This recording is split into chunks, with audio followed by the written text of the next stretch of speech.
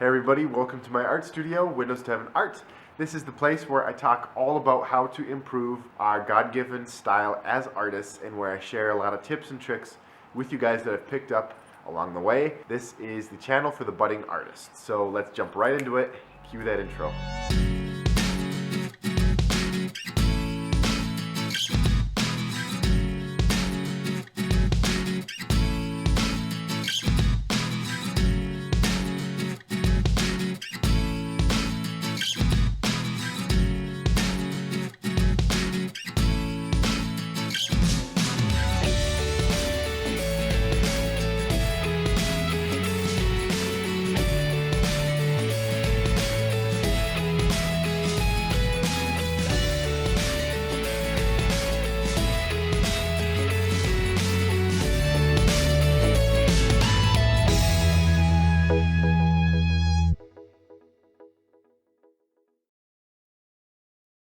Today's video is going to be the painting of the previous castle painting that I had planned out digitally and transferred onto the canvas via digital projector.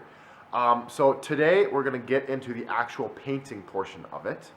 But because I want to get in a little bit more in depth into the different stages of the painting process, which you guys already know because I've mentioned them on the channel before. If you're new, I'll just go over them quick here. The first step is the block-in step, and that is what we're going to be looking at today. That is the process of covering the entire canvas with that first guiding layer of paint that sets the stage for the rest of the painting. Step number 2 is the modeling stage, and that is when we start to add a little bit more muscle and sinews to the bones of our painting. And then the third and last stage is the detail stage, and that is when we apply the last finishing touches which complete the finished painting. So ideally I want to split up this particular painting that I'm doing into those 3 painting stages. So now that the painting has been planned out and transferred onto the toned canvas, we are ready to jump into the first of these 3 stages of painting. So let's get into it.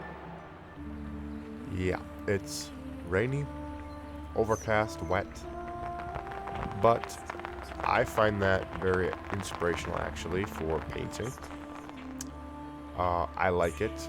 Other people might be different than me, but I'm going to put on my raincoat, trudge my way out to the studio, which I moved back out into the detached garage. I had been working in the basement while it was cold. Still is a bit nippy, so I'm gonna go for that heater, turn it on. I got myself some tea as well, but I kind of like painting out in this part of the studio better, so that's what I'm gonna go with. I'm gonna get everything set up, my lights are on, and I got the paint set out. I'm gonna go for some sky blue and titanium white mixture with a little bit of burnt sienna, and we're gonna jump right into the painting here, which, you know, this is it. This is what I got to work with, and I'm gonna start with the sky because it's the farthest back in the painting, and then I'm gonna work my way forward. Just a quick note on the burnt sienna that I used in the sky. It really wasn't that much. It was pretty sporadic, and I don't think I had burnt sienna in every single loading of my brush for the sky.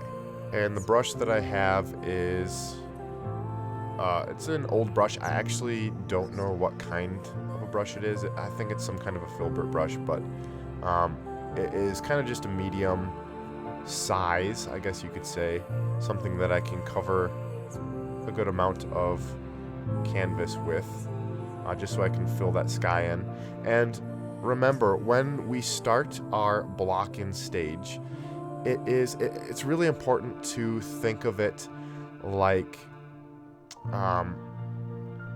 you're painting it not to look finished right away. You're painting it with the knowing that it's not going to be finished, it's not going to look exactly the way you want it. Basically, what we're trying to do is set up the first thin layer of paint that has the right color tones for the painting, and has the right shapes for the painting. It basically provides a key for the next layers that will go on top of it. So it really helps me to think about it like that, so that it takes all the pressure away of trying to get it just right, because you know it's going to look much different than the finished block-in at the end of the painting when we complete the detail stage. And I can really just relax and have fun with it, and that actually, oddly enough, helps me to paint it better when I know there's no pressure. It's kind of a unique way of looking at it, but I recommend that when you're doing the block-in, is to just really relax and know that it's going to look much different. And the idea of this portion of the painting is just to provide a basic outline for how the painting is going to look, or should look, that you can follow as you continue to build layers upon this first layer of paint. Was that a bit confusing?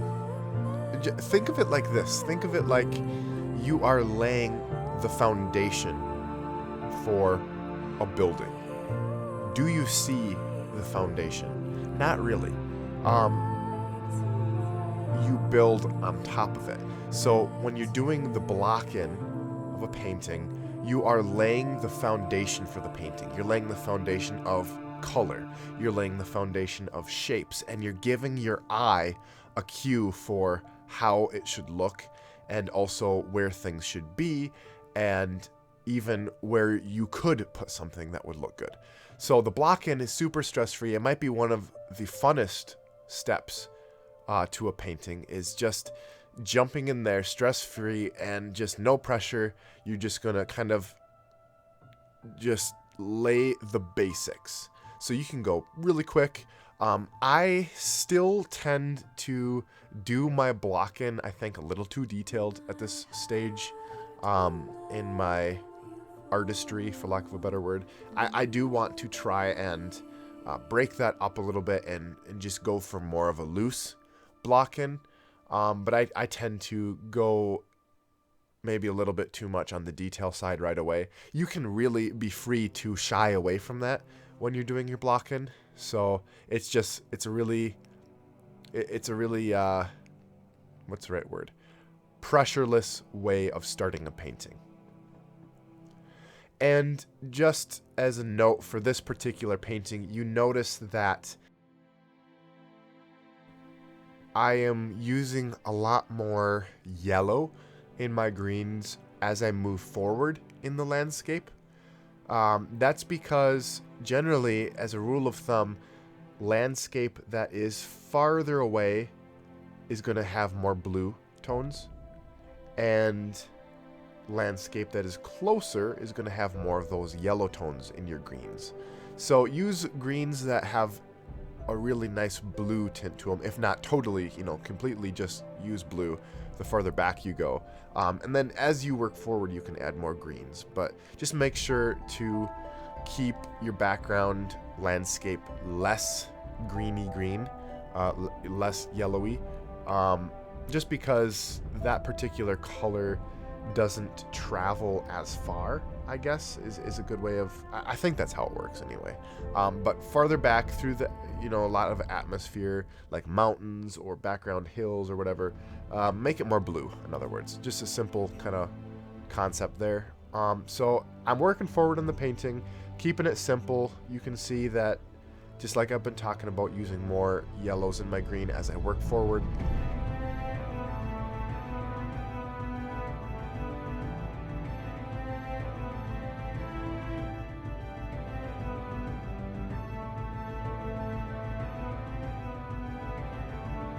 And starting to work on the cliff there. For this particular painting here, I actually didn't have a reference photo that I was looking at besides the digital painting that I did and transferred onto the canvas in the previous video. That planned out digital painting is all I really have to go off of for reference. Usually what I like to do is I like to do a little bit of research into the subject matter and get some real photos to look at. So like if I'm doing a seascape painting. I like to get a bunch of different reference photos of seascapes that are, real photos, so I can look at and know kind of how things should look. This particular one, I'm basically just going off of the digital painting that I did. So I really don't have much of reference photos to look at. I may pick some up later as I start to do the modeling stage later on, who knows. But generally, I think it's a good idea to have some real life, reference photos to look at. In light of that fact, if you really want to kind of test your raw artistic skill at painting and just kind of see where you're at and where your style is at, I think a good way to do that is to actually not have any reference photos and just jump into a painting cold turkey, and just try to paint something. You can really pick up on what you are most confident in painting, and also kind of your raw style as well, which I talk about that I think a lot on this channel, because every single person is so totally unique in the way they paint, which is no surprise because every single person is unique. And so you can paint something that nobody else can paint. I really kind of caught on to that as I, have watched a lot of other painters on YouTube that I really admire and learn a lot from, and reference for my own painting techniques and style, etc. For instance, Andrew Tischler, he's one of my favorites. Kevin Hill, I really like him as well. Chuck Black. All three of these painters on YouTube are really good, but they're also so vastly different from one another when you really start looking at them. They're very unique, and there's different things about them that I really, really like.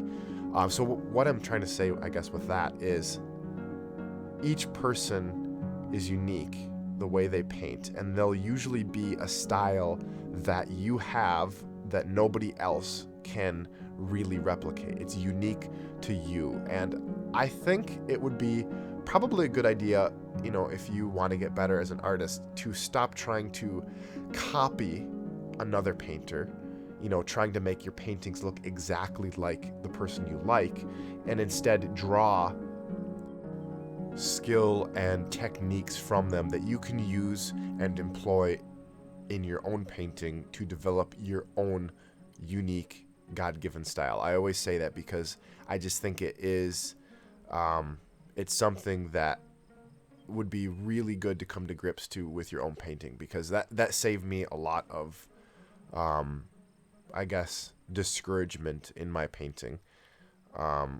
to always be comparing my style to another person that I really liked.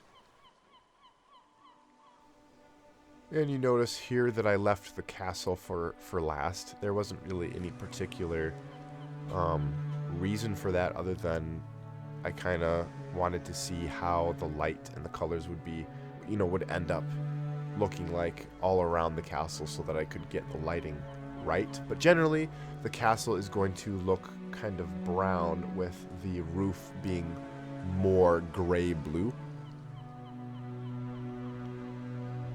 And so that's what I'm going for here as we finish up the block-in. And this particular block-in, I believe it's on a 16 by 20 inch canvas. Took me probably a few hours, I would say, all in all. Obviously, this is all super sped up so that I can fit it into a shorter video. But yeah, this represents probably a couple hours of work here. And also, just going back really quick to what I was talking about as I was describing this block-in stage. I said think of it like a foundation, and I said you don't really see the foundation. What I meant by that is, if you have a little mistake, or something doesn't quite look done yet. That's just obviously because it isn't done yet, and you're not going to see all of those little details when it's all done and completed. The blocking is going to look quite different. So that's what I meant by you don't really see the foundation. Awesome. So now we are doing the last part of the block-in, which is putting in that roof. And there's a lot of different parts to it. And I'm not worrying too much about shadows and highlights, other than I'm just trying to get the main colors, of the roof looking the way they should for the next layer. And this is what it looks like with the finished block-in. So the final painting is going to look quite a bit different, I think, than this as we refine the image. But yeah, that's the block-in. Sweet. As always, it was a blast having you guys out here in the studio with me today. I hope this video was beneficial to you as an artist. Remember to stay tuned to this channel if you want to see how this painting ends up turning out at the end. I'll put out more videos on the last 2 stages of this painting process. Until next time, God bless you guys. We'll see you later.